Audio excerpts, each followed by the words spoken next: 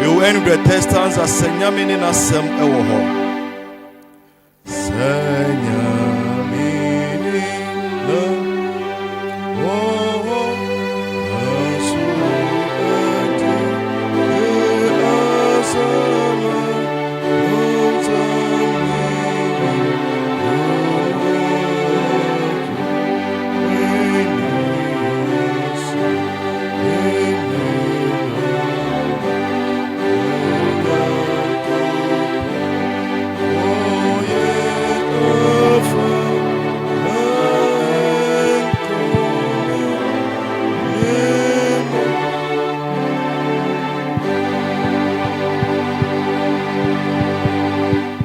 shall we sit?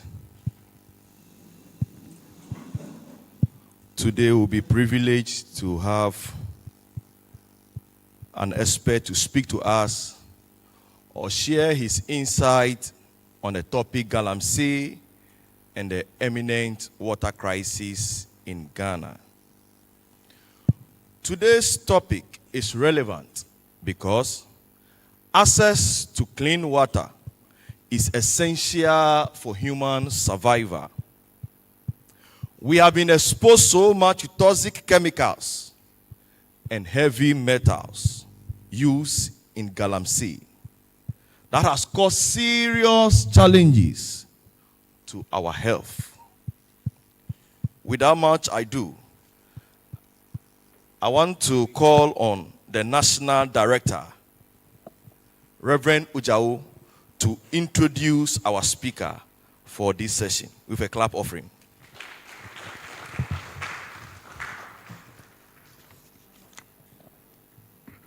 Thank you very much. So without much ado, let me go straight to my script and introduce the lecturer for this morning. We are privileged this morning to have with us Engineer Michael Buchebeidu, who is a distinguished civil engineer with more than 3 decades of progressive leadership in water sector development, utility management, and infrastructural development. He is currently the General Manager in charge of operations, Ghana Water Company Limited. Over the course of his career, he has led and contributed to over 30 large-scale national and international projects, transforming water supply systems and strengthening institutional capacity across Ghana and the West Africa sub-region. He holds an executive master's degree in business administration from GIMPA, Ghana, a postgraduate diploma in environmental management from the Galilee International Management Institute, Israel, a postgraduate certificate in drinking water supply management from Inwent is in Germany, and a BSc Honors in civil engineering from KNUST. His academic training is complemented by extensive professional development in project finance, utility regulation, public-private partnership, including multiple certifications from the Institute of Public and Private Partnerships, IP3 in the USA. He served as the Chief Manager for Corporate Planning, Monitoring and Evaluation, Chief Manager for Project Planning and Development, and in these roles he successfully spearheaded corporate strategy, sector-wide investment planning, tariff negotiations, and performance monitoring systems that enhanced operational efficiency and improved customer service delivery. Earlier on, he was Regional Chief Manager and Project Engineer who directed the planning, construction, and the management of critical water supply systems. His project leadership record includes the Greater Accra Metropolitan Area Sanitation and Water Project, GAMA, the Kwon Water Supply Expansion Project, Sugakope Lome Transboundary Water Project, the Upper East Tamale Sunyani Sekendi Takrady Water Supply Projects, and the numerous rehabilitation and expansion schemes nationwide. He has also led technical financial evaluations, contract negotiations, and PPP structuring for flagship urban water projects, working with international development partners such as the World Bank, etc. Beyond project delivery, he is an active voice in the engineering and water community, a fellow of the Ghana Institution of Engineering, where he contributes to the Professional Practice and Ethics Committee, as well as a member of the International Water Association, the American Water Works Association, and the African Water and Sanitation Association. He also serves as a resource person for the Center for Excellence in Public Utility Regulation at GIMPA, mentoring and training the next generation of utility leaders. With a career distinguished by strategic leadership, technical depth, and international collaboration, our brother, Engineer Michael Boche-Baidu, continues to drive sustainable water infrastructure, regulatory compliance, and corporate governance, making significant contributions to the engineering profession and the sustainable development agenda in Ghana and beyond. Brothers and sisters, ladies and gentlemen, we realize that this is the man for this lecture. And without much ado, I introduce to you Engineer Michael Boche-Baidu. Shall we applaud him while he takes his seat up here?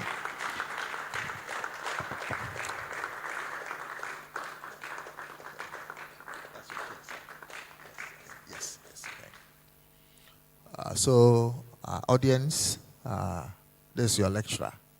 And lecturer, your audience. Thank you. Thank you very much.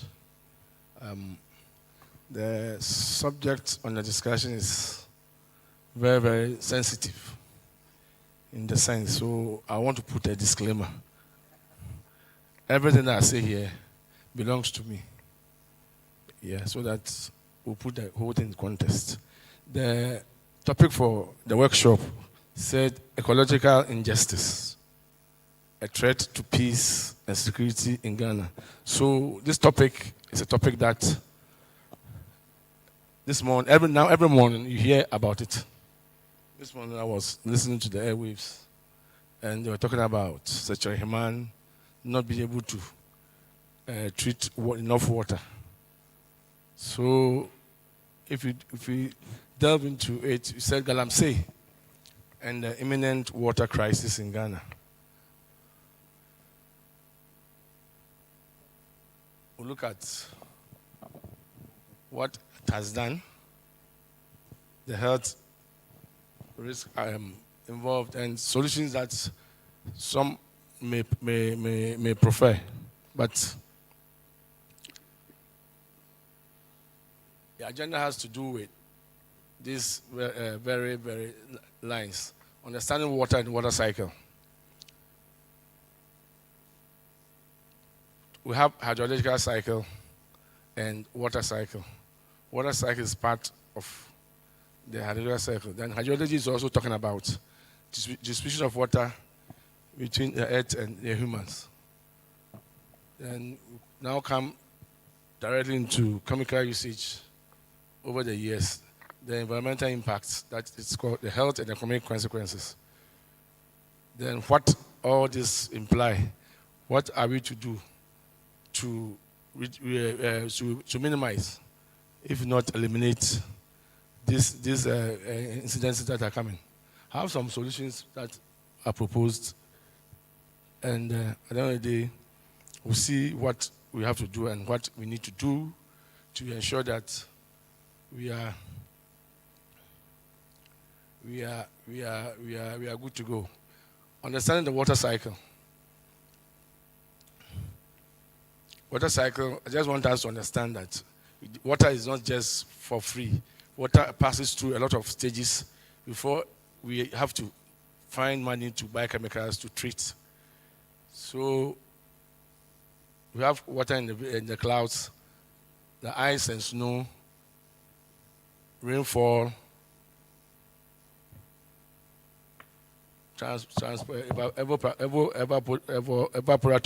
evaporation. The oceans are there, they discharge water into the oceans. The oceans also discharge water into the underground water through infiltration, percolation, soil heterogeneity, and river flow. There's rainfall. When rain falls, it accumulates and enters either the sea or our rivers. I've already talked about this, but it's mainly evaporation, condensation, precipitation.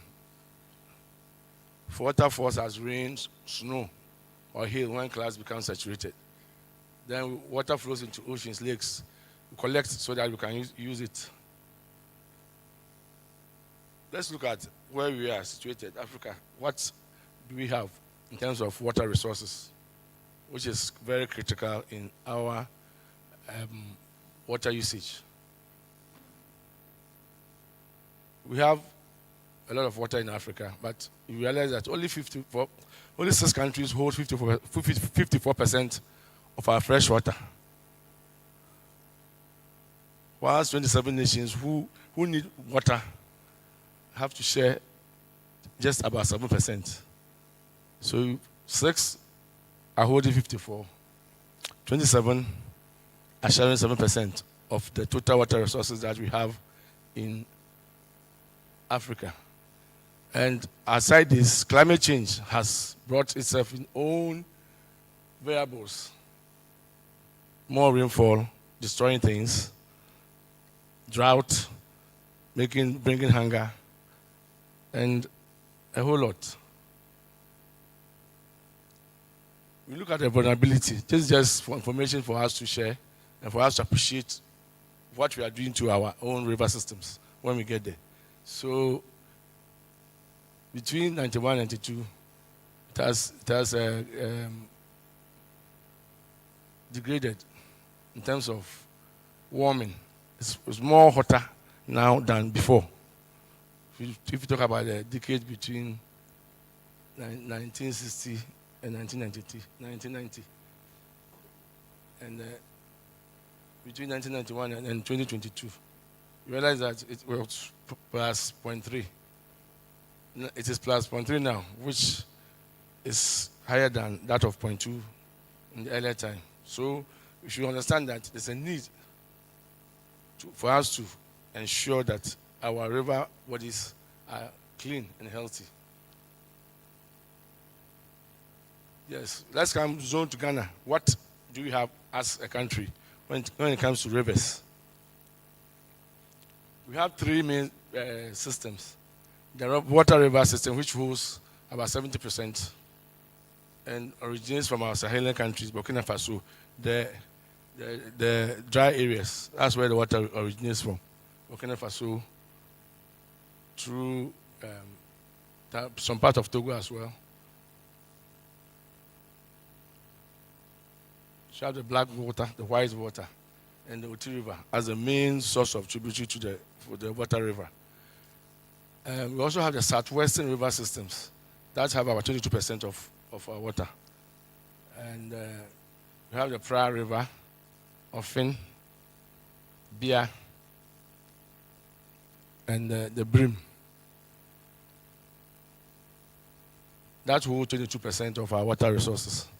Then we have coastal river systems that hold 8%. And you have the Ayensu, Densu.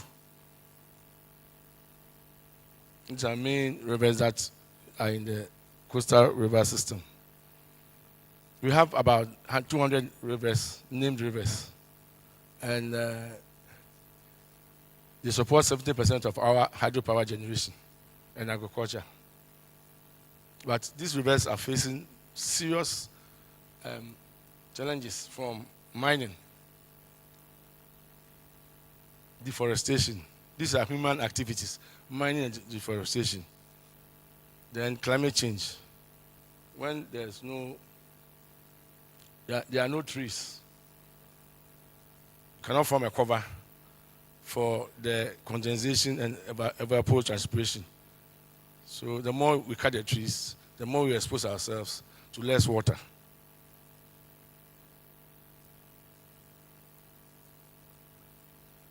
Yes, let's talk about what we do in terms of treatment of water.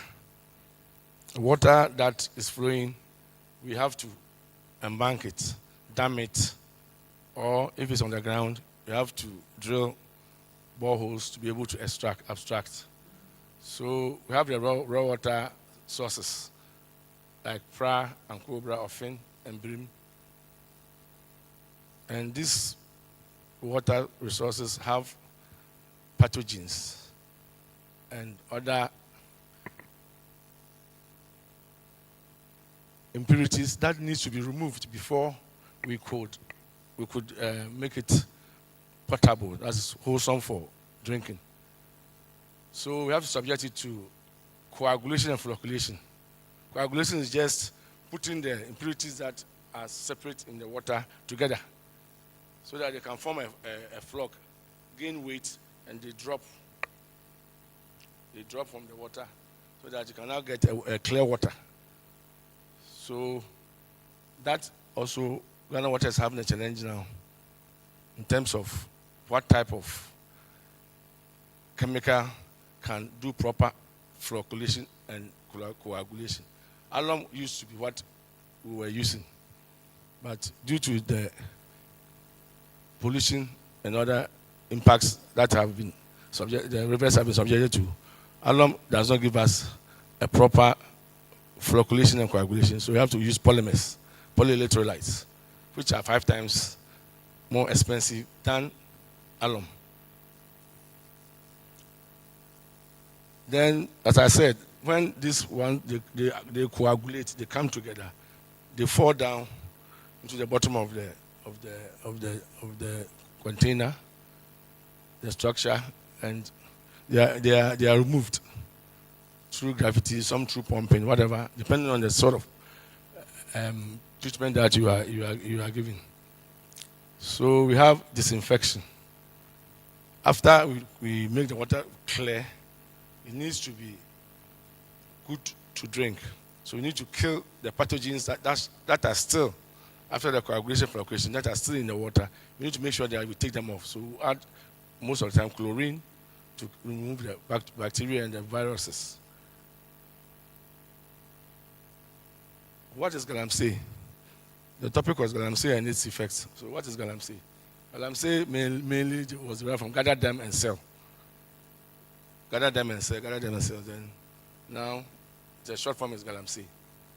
What is it? It's about unregulated extraction, mining extraction without proper license or oversight environmentally. There are laws governing all actions that you need to do in mining. But whether that law is being enforced or not is another question mark. That's why in the beginning I said, I put a disclaimer, everything belongs to me. What is it? How many people are involved? 20,000, 50,000, which is not a small figure. For one just to say they should stop. 20,000 to 50,000 operators, including Ghanaians and foreign nationals. Not only Ghanaians are in it. We have now villages, galamsey villages, with only foreign nationals there operating. Why are we talking about it? Because it has been there for so long a time. Why are we now talking about it? We are talking about it because it is now giving us trouble. A lot of mechanization has gone in. Previously, you just go and take some, gather, pick one. You see, pick one, put them aside. Pick one. When you get plenty, then you sell. Galamsey. But now, we want to go and at a stretch, gather everything and sell. Then also, we have gold boom. When the price of gold goes high, everybody wants to have a bite and make some money. But what is actually happening is that now we are losing agricultural lands, we are losing forests. The rivers that we have alluvial gold deposits are suffering. The most threatened ones are the Pra and the Birim rivers. So in 1999, there was a legal change to it. 2006, same. They did some laws. 2010, mechanized expansion, introduction of heavy machinery, causing damage to our environment. And that is why now everybody is talking about it. There is an environmental crisis now. 60% of our water bodies in Ghana are polluted due to galamsey activities. 60%. So as the gold price increases, so the galamsey will also increase if it's not checked.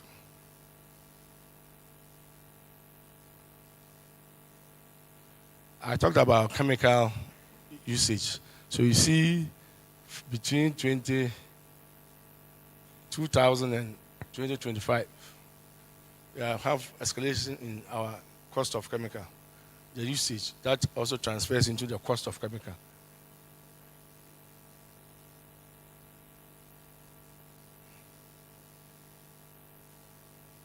That is chemical for galamsey, not for Ghana water. So mercury, cyanide are now all, you are using it more because of the increase in activities, the mechanization of it. And when something is manual and you mechanize it, 1 hour will give you 1 ton for a manual.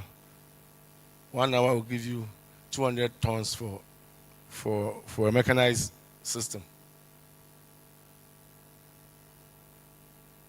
But what has it done? Environmental impact on water bodies. There is widespread contamination. Our rivers are heavily polluted. Pra and Cobra, Fin and Birim are the worst polluted water supply, rivers that we use for water supply. There is a lot of siltation. We have our water intakes where we draw the water to pump to coagulate, flocculate, sediment, and disinfect. If the receptacle can take 50 units of water, now at times you cannot even get 1 unit to even treat. Not until you have to silt, remove the silt that is in the intake. So that is a serious challenge. Our forests, as I said, are being cut. When you cut the trees, the land becomes bare. When it rains, the soil is deposited in the river. So one, the river that should be able to contain the flood waters now is silted. So any load in terms of rain, now it turns into floods. Easily turns into floods instead of flowing away into the ocean. If you look at the chart here, see the turbidity levels for 2025 in May. It shot from to about 13. If you look at this from 1,000 something to 20,000. And they are not good because you have to use more of the chemical to be able to treat the water that we have. The water that we treat, we have something called process loss. You should be able to treat 100 units and get 95 units as potable water. Now, because of this galamsey menace and the situation of our rivers, when we treat water, the best we can get is 65% instead of 90%. So when you get 65%, the 95 could have served, for example, 95 people. So if you don't get 65, it will serve 65. To the remainder of the 30 who complain that they are not getting water. So we have to give the 95, instead of giving them at once, we have to give them every other day. That is not good, but that is what is happening. If you look at the pictures, you have River Pra at Refroso and Cobra at Presbytery. These are 2024 of the Western River System. Then the Brim at Bunsu. If you look at the Brim, if you look at Brim, you see the nature. It's like porridge.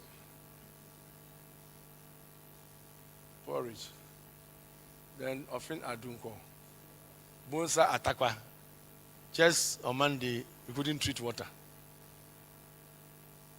After deserting the dam, the intake just last month.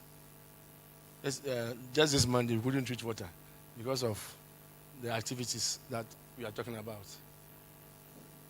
So this is in Ashanti region, Odasu, River Oda. And this is Bonsa, Takwa, River Enunu at Konongo, Densu at Akwadum, Oforodia. So you can see that these rivers are under siege. It's not a threat again. They have taken over. They have taken over.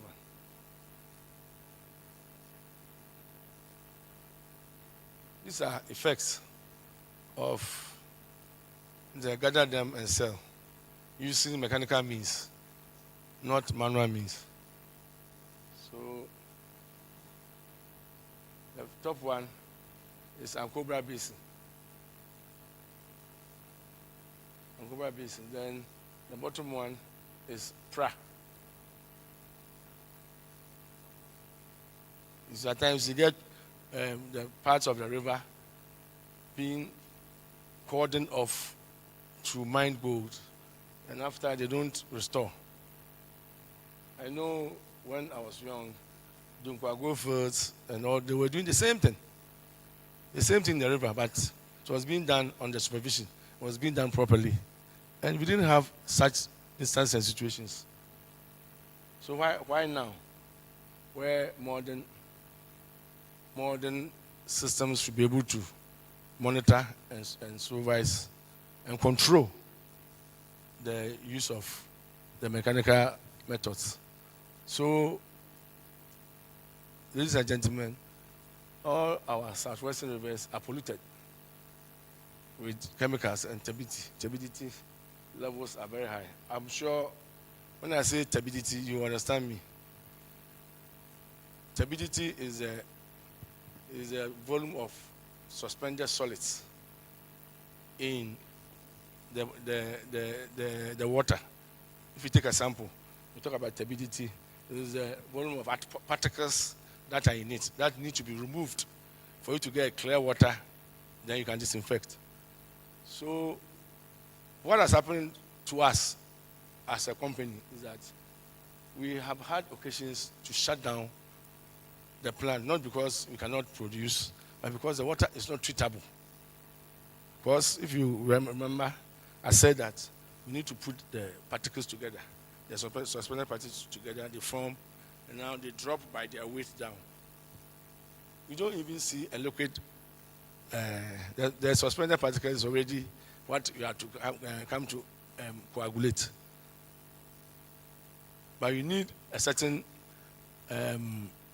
liquidity to be able to make sure that they can form together and subside.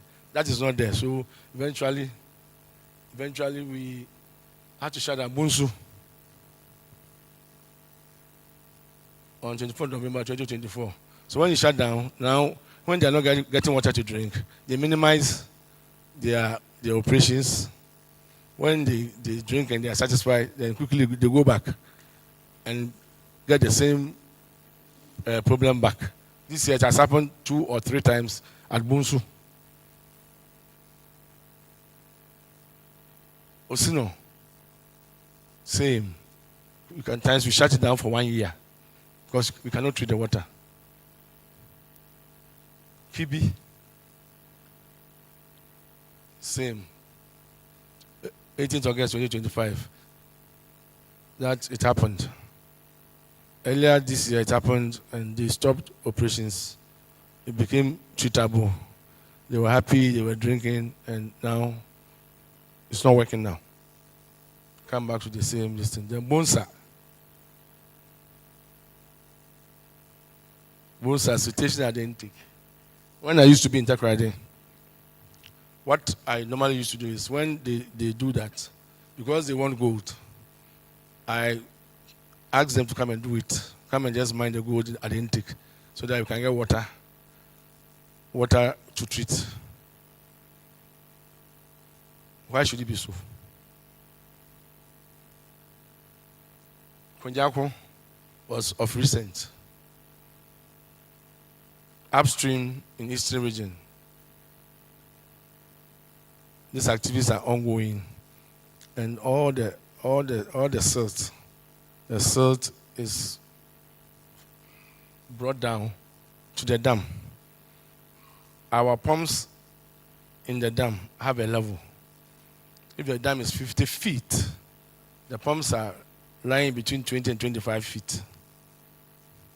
So that over the years, even if it's built up, we can still treat. Now the silt has come to 20 feet. So all the pumps are in there pumping the mud. So as they pump the mud, you can't treat the mud. So you need to stop. So you could see what was happening. This is the water that was being pumped to be treated. So you do a jar test. A jar test is just to let you see what volume of chemicals to use to be able to clarify, to make the water clear. Coagulate and flocculate. So these pumps here are 20 feet down. 20 feet down. And the dam height is 50 feet. So you can imagine. So now the silt has come up to 30 feet. The solution was to do a dredging. And the dredging is not today, it's not tomorrow. It takes time to even get a contractor to get whatever. If you do the estimate, it's about 30 million minimum Ghana cedis at Konyako. So we have to think out of the box. What we did there was to raise the pumps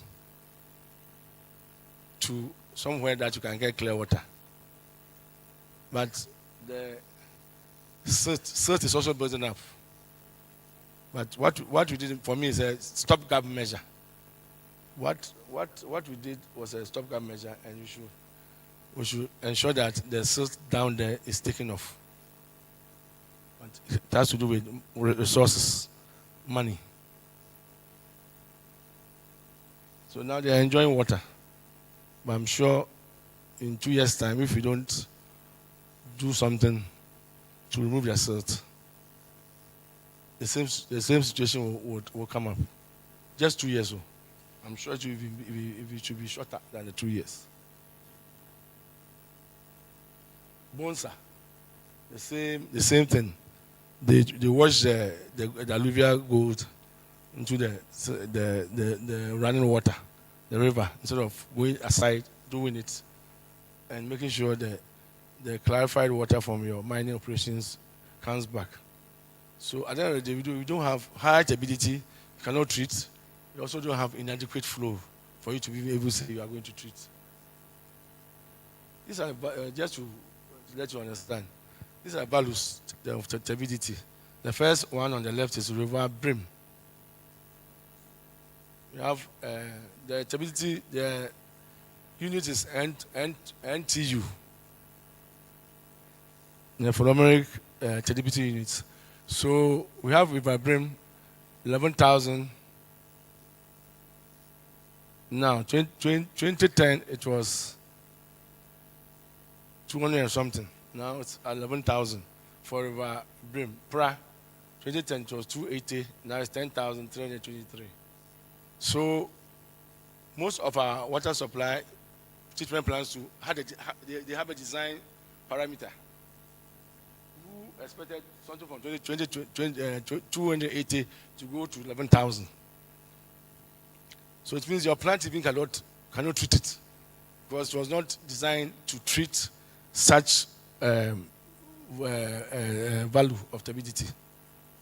We are having an experience with the River Pra as I stand now. We are expanding the integrated water supply system. With a new system, we had the design values. We took the average design value from 1965 to 2015, got it right, and made sure that at least we multiplied by 15 times, just to ensure that it will still be within the design parameter. It is out now. So if you're going to pay money for someone to construct a plant for you, and the maximum design criteria has been exceeded, what are you going to do?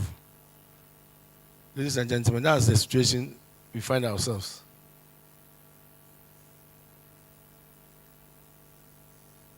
Konyako, like I said, Konyako is very, very clean. In August, this is what happened. Sudden short of the turbidity values due to mining activities in the eastern region, in Numa Papum, that area. You go there and they are there. They are not prepared to stop. Just to give you an overview of what the chemical contamination brings about. When we talk about mercury, mercury is something that has been used for so long time in mining. Cyanide, same, leaching processes too. All in the effort to get the gold. But in the mining companies, they do it in a way that it is done properly. But now, because of the small-scale mining, they are using the same methods, but not using the right approaches. All these things are now staying in our water and soil. So they put down the water, and plants and animals have some mercury in them. The fishes have mercury and cyanide in them. As to who has to check is another issue, but definitely they are there. Now we find mercury in placentas, leading to birth defects and other chronic diseases. These communities that even are doing the small-scale mining also need water to drink. So even the water they drink is also not the right mix. Galamsey is threatening our security and public health. And what are the consequences? The health risks are there. Mercury poisoning, a lot of cancer issues, defects, and whatever, reproductive issues. You can be there in your placenta and you cannot even give birth. At the end of the day, you get cancer too and die in addition. Exposure to cyanide, respiratory failures, kidney damage. Then we'll say, what a shock. Because the man was just walking there, and the next day is a premature death. You realize that the death is not a death that you should this thing. Then mercury in food, fish, crops, banchi, all those things, there are trace elements in it. When it comes to our side, economic, our treatment costs are shot up high. If you have been following our request for increase in tariff, water that we produced annually last 2 years, last year we couldn't produce the same quantity with the same equipment. Why? Because of Galamsey. And we are being forced to produce what we produced last 2 years. Last 2 years, the turbidity was not high as today. So I'll use more water, more money to be able to treat it. But I won't also get the 95 units that I would have got if the water was very clear. There are a lot of agriculture being destroyed, especially cocoa. They enter and they cut all the cocoa and operate. When they finish, they don't plant the cocoa back. They move to another cocoa farm to destroy. For the way things are going, one day we import water. We import water. So we should look at it. There are consequences that we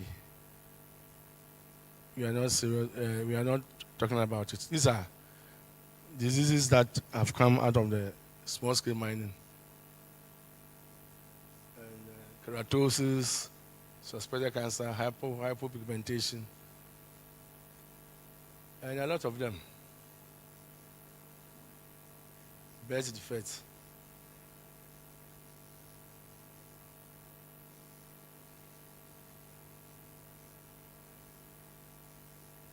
So it's there. We have a lot of them. Stomachache, vomiting, dizziness, organ dysfunction, hematemesis. The blood is not correct. The blood is stained, leading to cancer and a lot. Let's see what is happening.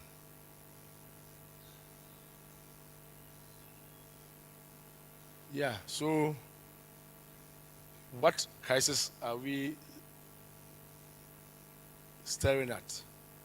What do we see from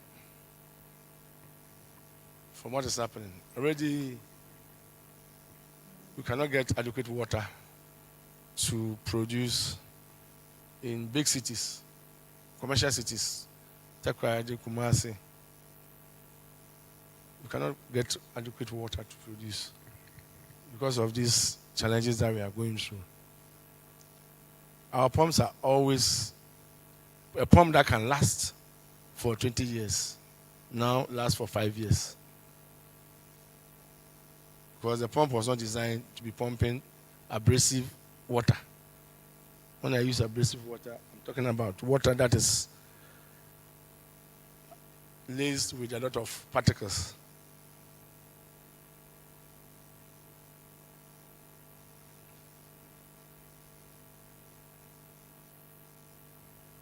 It is something that everybody's talking about it. Something is being done. Yeah, something is being done. But we are still having the problem. What do you have to do?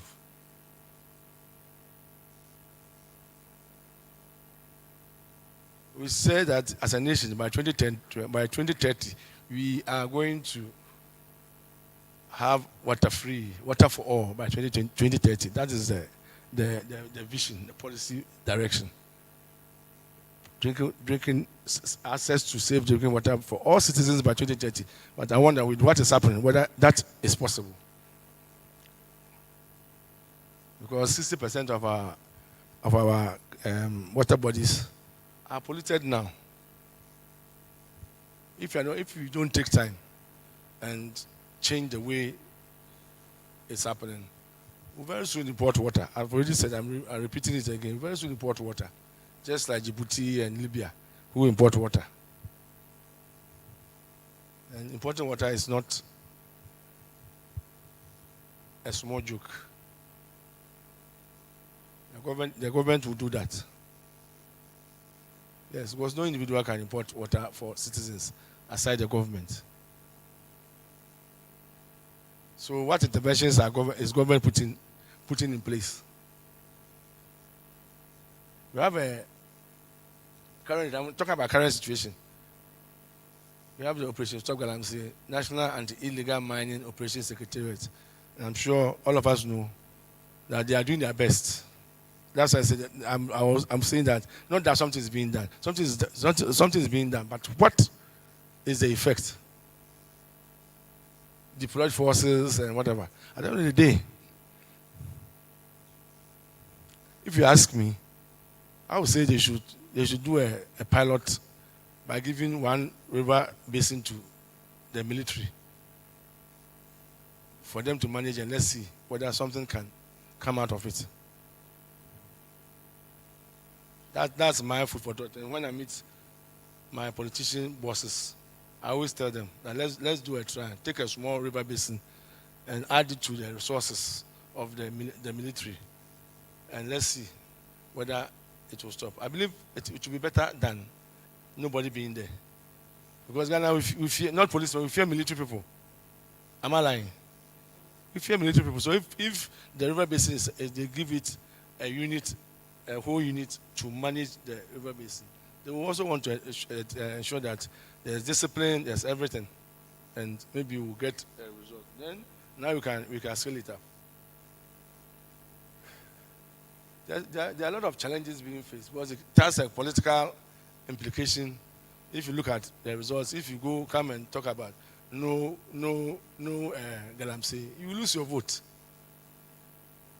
They will vote against you, especially in those communities that the whole thing is Dunkor area. You see, they don't get MPs that last for more than 2 terms. Your maximum is 2 terms.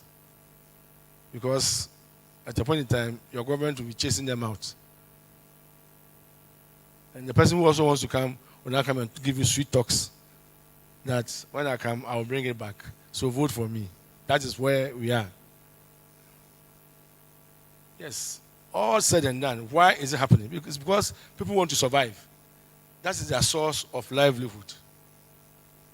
So what is going to his pocket is what he thinks about, not what the effects on the environment and all these things. So it's a cat and mouse game, and there's a need for us to get it right. The pictures that I showed a while ago, if you say you are going to restore them, can you imagine the amount of money that will go into it?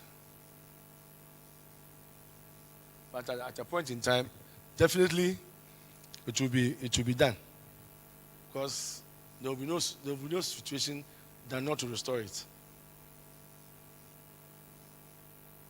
What solutions can we proffer? What can we do to ensure that these things are done, if not stopped, if not eliminated, minimized, so that we can get something out of it? So restrict access to rivers and forest reserves. Deploy forces to mining areas. I've already said it. Implement curfews for mining activities. You see, they will say between 8 and 12, you can come and do small. Then you supervise you, then you stop. All these things we are saying we need to have an understanding. And I'm sorry, it's through this seminars, you are in the churches, in the pews, then you take it back to them for them to understand that it's not only government alone. I think it's a partnership. It's a partnership. There's a Water Resource Commission, but they don't have the power to do anything. They just hold the resources for the president. Say prohibit use heavy machinery near water bodies. All is enforcement. Who will be there? But if the soldier man is there, you dare not go there because he will shoot you. You are coming to his territory. He will shoot you. Yes, because currently what they do is they take them there and they don't have the power. It's the DC who has the power. So before he even sees it, the DC will say, oh, this one, they let it pass. But when it is on the real military administration, ranks the work. So the instructions come and you cannot do anything without the superior. So let's look at that. Legal enforcement. Enforce laws against illegal mining. Provide alternative livelihoods for miners. What job will you do to stop them from? What job are you going to give them to stop them from mining? That's also a question mark. I cannot answer. But let's think about it, because at the end of the day, the man must survive. So maybe unless you give him supersonic support. Let's look at long-term solutions and strategies. What can be done? It cannot be stopped. When I say it cannot be stopped, that doesn't mean I support them. But I'm looking at somebody having money. That is where every morning he goes to work and gets his money. So that's sometimes we have. So unfortunately, I always tell people that some are thieves. That is the work they do. They steal to survive. It's not the right thing, but they steal to survive. So this is also the same scenario. If he doesn't go to the mine pit, what job will you give him for him not to go?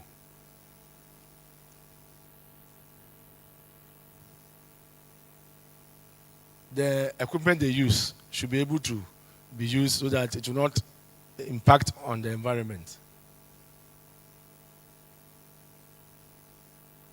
So there's this AI, artificial intelligence. That's a good thing, monitoring systems. But the little ones that we should do, even manual, cannot do it. And we're now talking about AI. But I need to put it there for us to understand that there are so many things that we could do to solve the problem. Stakeholder involvement. You need to call these people, be talking to them. It can take you 5, 6, 10 years. But the point is that once you have a long-term plan to change your livelihood, that could be done. We look at what happens internationally. Why is Galamsey only in Ghana? I don't know rivers in Burkina Faso, or the Burkina Faso rivers don't have gold in it. Because in Wa, they are mining in the black water, which is having an impact on our water supply there. So why is it not in Burkina Faso? The same river that comes from Burkina Faso. Why is it not Burkina Faso, but it's in Ghana? So we should also go and talk to them, learn what they are doing right, that is not impacting on them so much. There are conventions that you have to sign, especially on use of mercury, safe use of mercury. We are using mercury like it's what do you call it? It's petrol. Just pour it and do anything with it. But the effects, as I showed earlier, are there. We need to resolve it. If even you cannot genuinely, let's find ways and make sure that we do the right things to minimize the effects.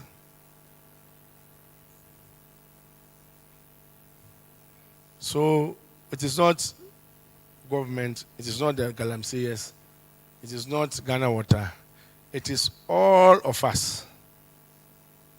I don't want to remember whether they have called a stakeholder meeting on Galamsey, where you call the Galamseyers, you call the operators, you call everybody and listen to them before we can find solutions. You see, NIMOs, they go and they fight them because the people even chasing them, they are Galamseyers. So we tell them, do this, don't worry, you do this so that it will make the system murky.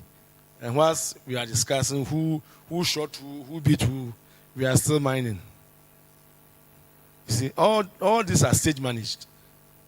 They just don't happen for happening's sake. That you go and one person shoots into the air, back then they hold themselves. And now they are on the talking table. I mean, meanwhile, the illegal mining is still being done. So let's see the best way to call everybody to task, private sector, communities, and whatever. Like I said, community programs, education programs, tell them what they can do, enforcement, technology transfer. Some are doing it well. So let's go and learn what they are doing well and do it ourselves. Than putting our arms in the air, and so it cannot be resolved. It can't be resolved, but there must be interventions, stakeholder.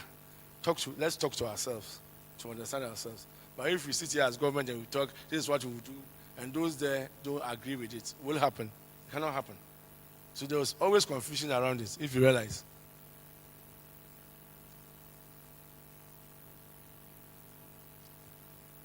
I want to bring an end to the presentation so that we have time to interact.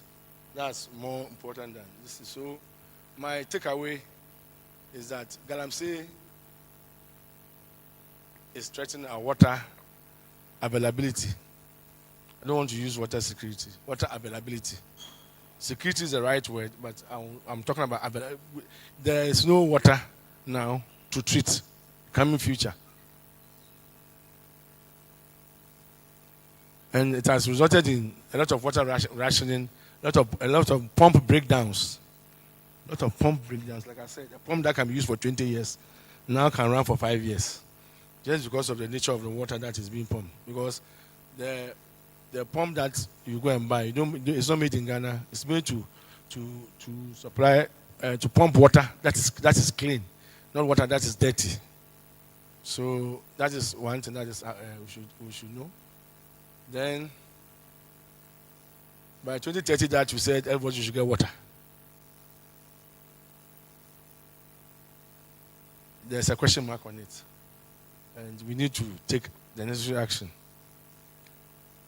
You have to demand accountability. I was saying that it's not me, it's not you, it's not government, it's not the Galamseyers. All of us must come together, sit at one table, like we are sitting here, and everybody will talk his matter. When you talk your matter, then everybody talk his matter. Then we take a decision and go along with the decision. That's a decision that will carry everybody along. But now it's like everybody is saying what he thinks it should be and enforcing it. Yes, people say they should declare state of emergency. I am against state of emergency. It won't solve the problem. It won't solve, because when you declare, they will still go. And there will be chaos. And the chaos, what do they do? They enjoy. Look at a nice country like Democratic Republic of Congo. For years now, the country is divided because of the minerals they have. So one rebel group goes into one corner and sets up his mining. It's mining the fighting. So everybody is taking they won't come together for the country to benefit. That's Congo. It's everything. They see there's water. They lead in water availability. Everything, every mineral on earth, they have it. So they have so many rebel groups. Goes the southern part. If it's lithium, they go set up and mine the lithium whilst causing trouble. So as they cause the trouble, quietly they mine the lithium and get the money to be able to fight. Let's change the way we do things. We need to plant trees. Every year they plant trees, but the question is, the trees that are planted, do we nurture them for the following year to see them grow? These are questions that I want answers from you. Then, to conclude, stopping Galamsey in Ghana is essential for protecting the nation's future. The destruction of forests, farmlands, and rivers threaten the environment situation, public health, and the entire livelihoods of millions of people. The action not only contaminates water sources with mercury and other harmful chemicals, but it also undermines food security. Our cassava and all those things, you can't confirm whether it is clean or it has traces. You see, and overall, it increases the cost of clean water. The pumps are breaking down. You cannot treat the chemical cost. At the end of the day, water is being rationed. You need more to provide more electricity to be able to treat the same volume of water 20 years ago. And the knock. Ghana as a state loses a lot of revenue due to this damage of this canker of galamsey. Yes, I said by end, I would say we should end it. And by saying, I'm not saying mining should be stopped. We should do responsible mining. But they gather them and sell, where previously it was not affecting the environment. And now has been mechanized with the chamfans and all those things. If we don't stop that thing, we'll never have any better thing. We cannot safeguard our natural heritage, protect lives, support lawful employment, and preserve the environment for years, generations to come. I want to thank you so much for the opportunity. I am done. If there are questions.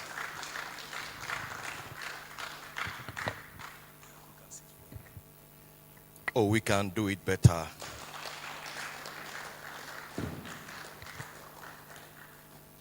For me, I think this is a masterpiece delivery. And just a few recaps so that we can ask our questions. The fact has been presented to us. Over 2,000 to 50,000 people, both local and foreigners, are engaged in this illegal mining. 60% of our water bodies are polluted due to galamsey. The use of chemical usage, the cyanide and the mercury. And the mercury can linger in the environment for over 1,000 years. The fishes we are now eating, and then the cassava now contain these cyanides and mercury. Environmental impact on the water body, deforestation and erosion, extreme siltation, and the widespread of contamination. The turbidity level of the water is high. We now have to use more chemicals to treat the water. The health and economic consequences, the health risks, the birth defects, the cancers, the economic tolls, that is the water treatment costs, the agriculture losses. It is a threat to us. Now, we have to ration our water. The facility is struggling with their pumps. What do we do? Should we continue to allow people to mine, to make the money, so that one day we all die and leave this earth? Or we should stop it at once? Abba, we are very grateful. This time we will take questions. We will take questions.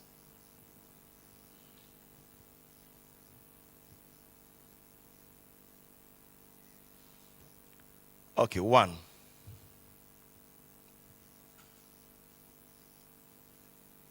Okay, Papa, let's hear you.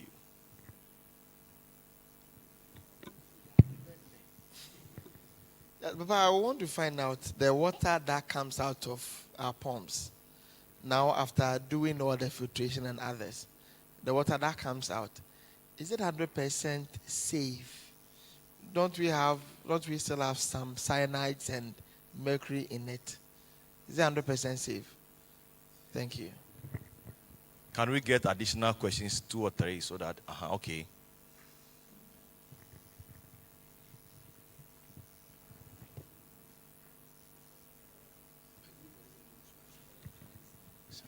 Thank you very much for the presentation.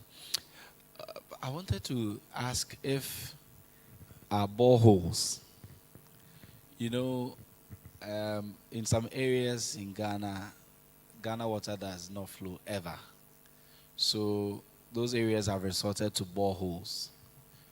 With the risk that we are seeing now, I wanted to ask, are the boreholes also at risk? The water that comes from the borehole, even if it's treated. Thank you. Okay.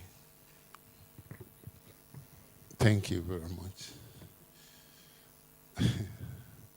After listening to our facilitator, I cannot wrap my head around the whole thing. And I'm thinking, how did we get to this place? It is unthinkable.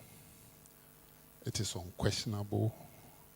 It is illogical for our leaders to sit down, knowing that we get our source of water from the forest, and to enact a law and say that people should go into the forest and mine. Just some few years back, when I went to Konongo, the river you mentioned, Enumsu, I used to go for a walk with my children. And when we are coming back home, we will stand by the water, the river, and see the fishes swimming in it and all that. But now there is no water. And this same water is the one they treat for us. And some people have gone to the extent of putting machine in the middle of the water, doing alluvial mining. So I went to the chief and asked, Nana, so you can't do anything about this? And he said, no. Hey, what are we doing to ourselves?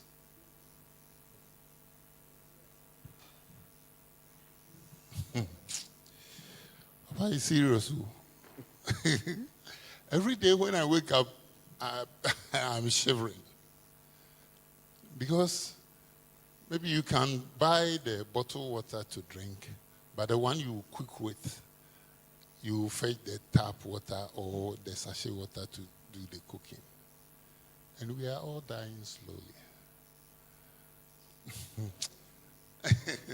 It's serious.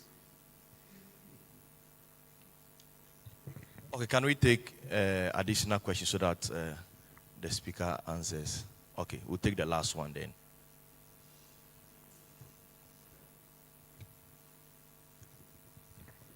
Thank you, Papa. Mine is not really a question, but I just want to find out that looking at the facts presented to us today, I just want to find out from the facilitator that is there any opportunity that this can be presented to the let's say the media houses, engage with them for them to be able to focus on this, because looking at what we have now is different from what they are preaching outside to us. So that is what I wanted to find out, whether there is any outline that the Ghana Water Company is trying to put in place in terms of their engagement.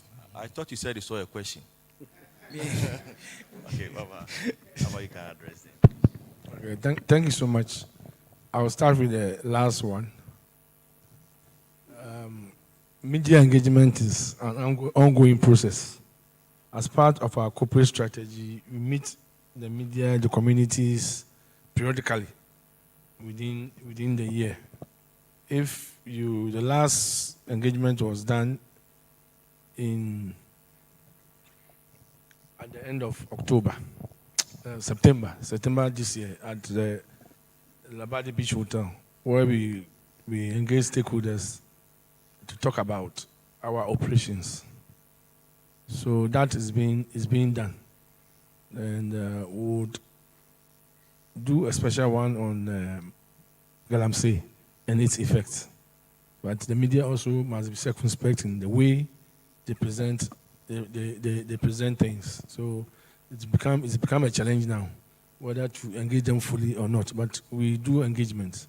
If this morning you heard Joy News, they were talking about such a human not able to treat water, and now it becomes an alarm. Instead of rather making it nice, it's alarming. But it's not something We are treating water, like I said, but we cannot treat 95. You cannot treat 100 to get 95. You treat 100 to get 65. That is a different way of expressing it than saying water cannot be treated at all. That is too alarming. So we take our time to let them understand what we do. So that we do. Then the third one is, how did we get to this? It's all about greed. Nothing more. That's my personal view. Nothing more, nothing else. Everybody is thinking about what he will put into his pocket, not what he will damage the environment with. Well, if you think about your neighbor and whatever, you realize that your actions does not support the other person's life in the environment. So we should take a step back, like I said, do proper stakeholder consultations and ensure that we stop it. We eliminate it, if not able to stop it. Yes, boreholes, the answer is yes. When it's yes, it means that the borehole has been contaminated. You cannot go and drink. You cannot go and drill a borehole near a toilet facility. If you drill a borehole near a toilet facility, yes, there's a potential for contamination from the toilet. The no is that the right things are done. You cannot have a septic tank in your house and just 10 meters from the septic tank, you drill a borehole and expect to get clean water. So the right parameters must be set so that you can get, groundwater is very good, but you still have to test it. It might contain iron. It might contain salt. The water may be hard, so whatever it is, you must test it. But even if you test and it's good and it is near a toilet facility, which is not more than 50 meters away, believe me, with time, it will be contaminated. Because the same rainwater that passes through the toilet and gets into your borehole. But if it's far apart, by that 50 meters travel, it will have cleared all the pathogens and bacteria and all that it will pick along the line in the toilet. So let's take note. There are limits of whatever we can do.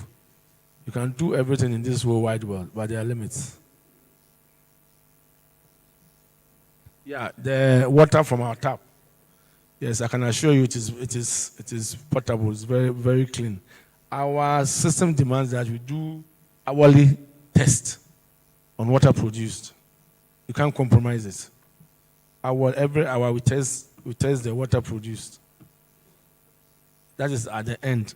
But within the system, every time something is being done to ensure that we don't get foul water. The water must be potable. So that's one key thing that we do. So don't talk about cyanide. If even they are cyanide, our system cannot trace. What we are doing now in the light of the current development is that we send our samples to the Standards Board and the Water Research Institute, who have the equipment to test for the heavy metals. So we do that test periodically to also confirm. But very soon we also have the equipment so that we can do hourly checks. So that I can assure you. Thank you. Can we take the last round of questions, if there are any? Okay, 1, 2. Let's hear from Doctor. Thank you very much for your presentation. And everything proves clearly, like you have stated, that greed is the thing creating all of these problems. But sometimes when we talk about greed also, we have to think about, like you said, the survival of the others. So one question on my mind, and I think that maybe when you have left for us to continue to think about, is what can we do for us as a church to mitigate the problem as a church, what sustainable programs can we put out there as a church so that places where there are these activities going on, they can take up so that can be dealt with?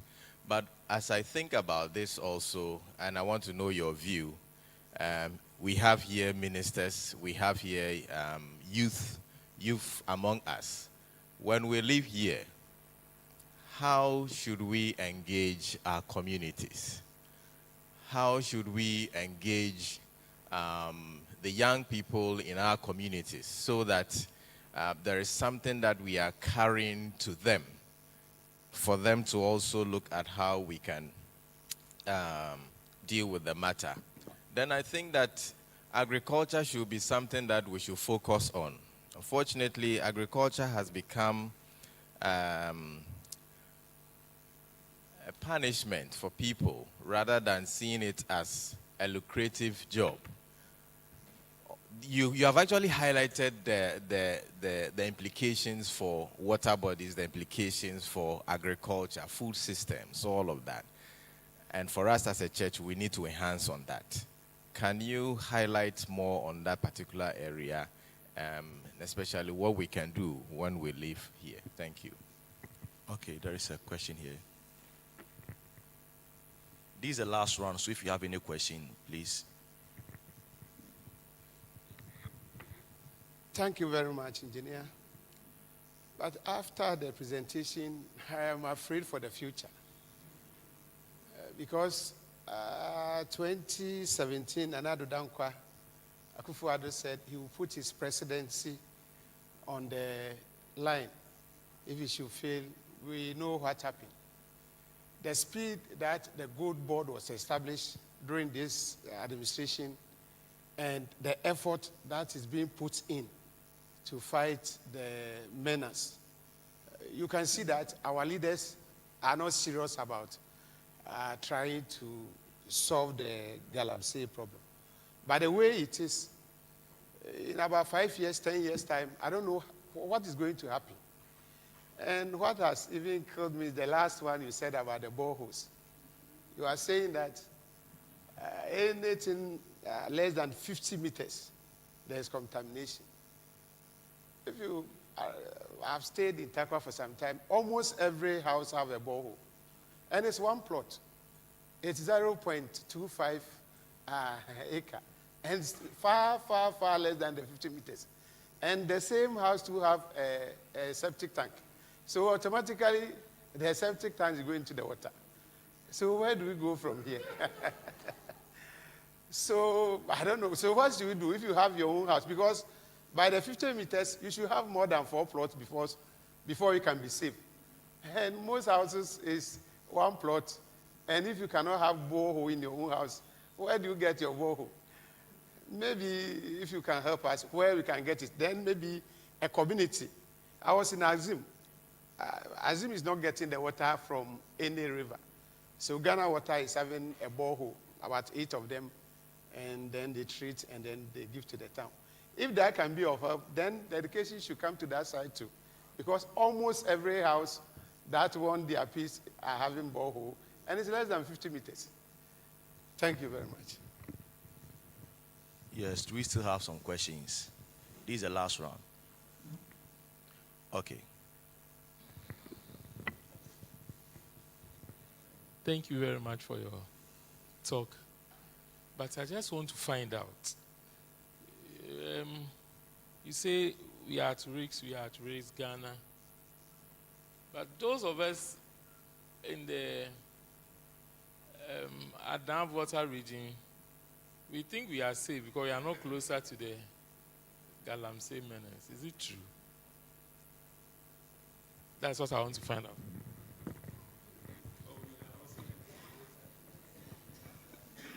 Okay, so he's responding, and that will be all for today. So, Baba.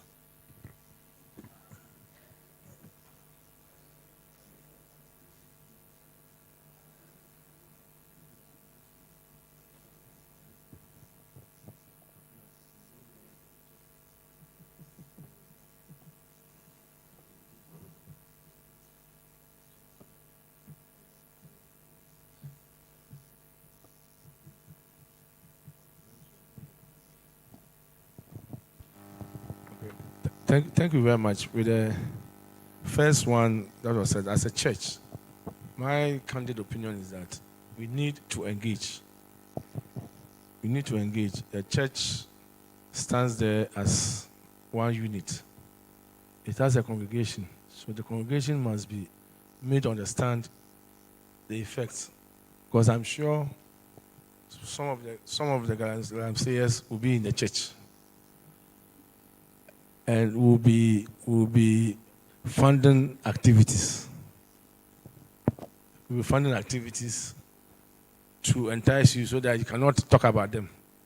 But we need to take a bold step and disseminate information. It's not about you, but it's about the environment. You are going to say Mr. A should stop galamsey.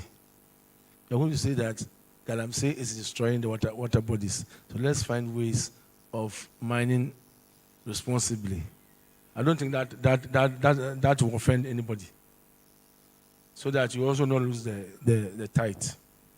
The tithe is important because we are working for the service of God. So if that is what you do to support, fine. But then you must do it in a way not to endanger the future. Not to endanger the future. So that I think is okay. Another way for agriculture, for instance, alternative livelihoods. The church could lead in this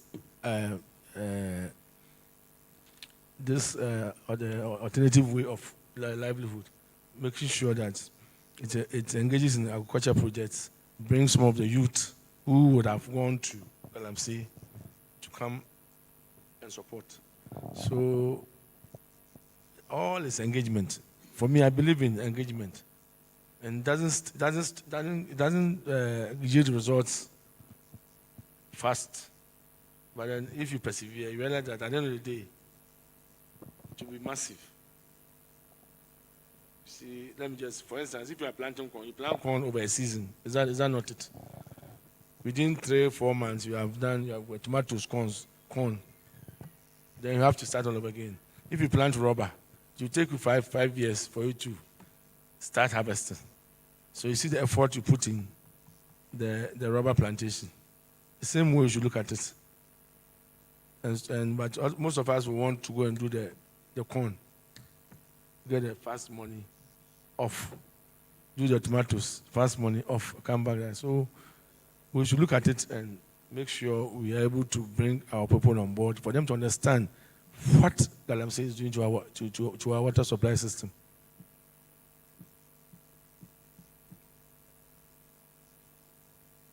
The second one was on our leaders are not serious. They are serious. Our leaders are very, very serious. Nana Akufo-Addo was very, very serious. But you see, one person cannot do anything. So if you come and say that I will this, I will this, I will this, I will this, I will this, the people around you, you all lay people and pastors and ministers. The people around you, they will let you down. I hope you get me. They will let you down. So it's about leadership and the way we should lead. It is not about you doing it. It's about people supporting you to do it. So if the people are not supporting you, there's no way you can achieve this. So I don't want you to see the way say they are not serious. They are very serious. But it is the mood of the way we do things. You understand? I always say that the cleaner at the corner, for me, is more important to me than myself. Because if the person doesn't clean, can you sit in the office? Recent what happened to me, I was bereaved, so I was not going to the office. So when I passed to the office, I could see that the office was not clean and was not comfortable in it. You get me? So everybody will cross the T's, all the stakeholders that I think are listening, then I talk to them. Otherwise, you start the policy or the implementation and realize that nothing is working. But when you engage them, then, oh, okay, you talk to me, but that's a different matter. So then you can address the but concern and move ahead. Then we go to borehole contamination again. If you heard me right, I said yes, then I gave a reason. No, then I gave a reason. So in your case, if it's in the same plot, you have to do, you made a statement that in Azum, Ghana water, we use both surface and groundwater. We have a surface water, river there, but it's not enough to serve the people, so we have added groundwater. They say you use the word treat, use the word what? They treat and give to people. So you also have to treat yours and drink. Then you don't have a problem. You get me? Don't assume that it is okay. It might be contaminated because of what I've said. But when you treat it, it's good to go. Is that okay? So you yourself said you say treat. They treat and serve us. So treat your house one and drink it. Then for Adan and Water River, you know there's illegal mining in Wa area there. They do small scale mining. But the situation with the Water River is that you see water, 70% of Ghana water resources is big. So for now, it's diluted. Now it's diluted, so nothing will happen. Then the dam also sieves it. The dam also sieves it. Now, when they do it with time, it will build up the silt. When they open the gates, then it will flood because the rate of build-up will take them by surprise. The last one, that was what happened. You assume some levels, and you look at historical figures. It will deceive you because the activities that was being done some time ago has either increased or quadrupled. So if you think that you do your speed, at this date I'm spelling that the height is maybe, silt height is 10 meters. It might be 20 meters. But you think that it's 10 meters. So when you open, the force that to come would be destructive. So now they don't talk. Anytime they open small, you see. So yes, the same thing happened to us at Wager. Before you realize you'll be so you need to do spilling. Once it starts raining from February, you start spilling. And making sure that you don't disturb the environment. Because if you wait and say you're opening once, or it floods the whole place. So yours is diluted. It will take a long time before, but okay. So, please, can we show appreciation by giving him a hand of applause?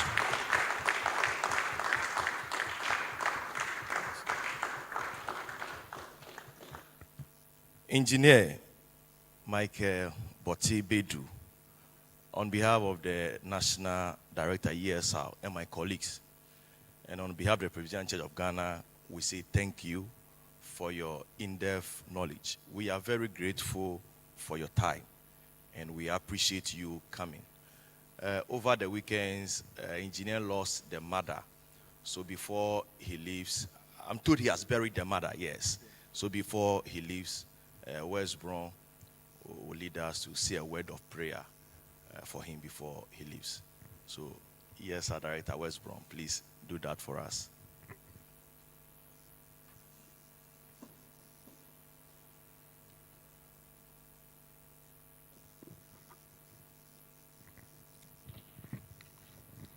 Colleagues, shall we all rise?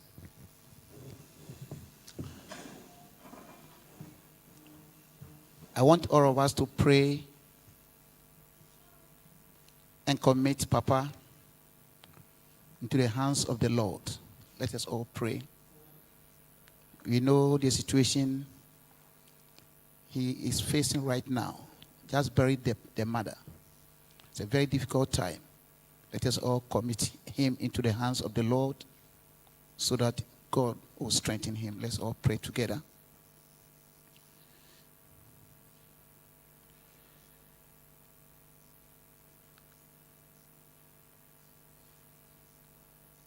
Again, let's pray for the information that he has given to us this morning.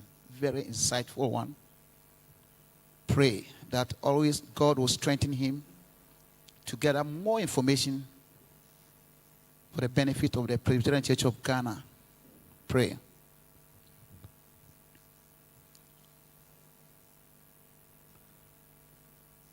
He has spent part of his busy schedule for this work. Let's also say that Lord should grant him wisdom all the time, the knowledge and everything that he needs to go on.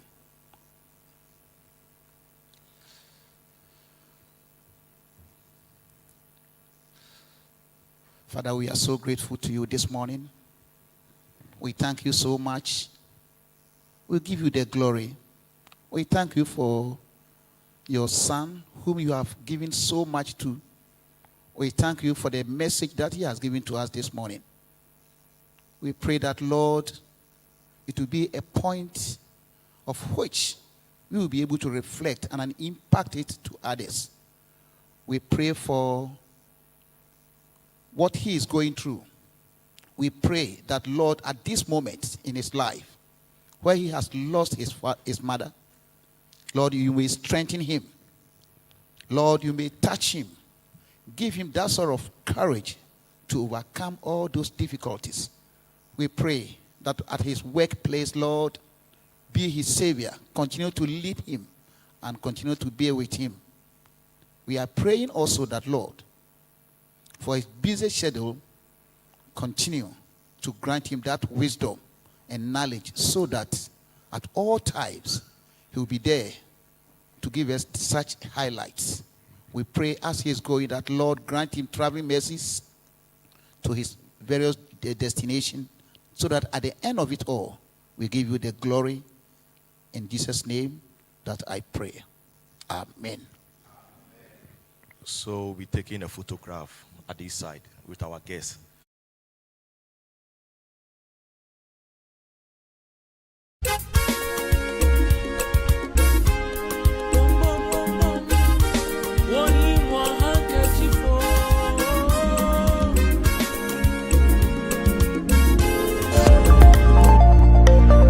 BCG TV. In thy light, there is light.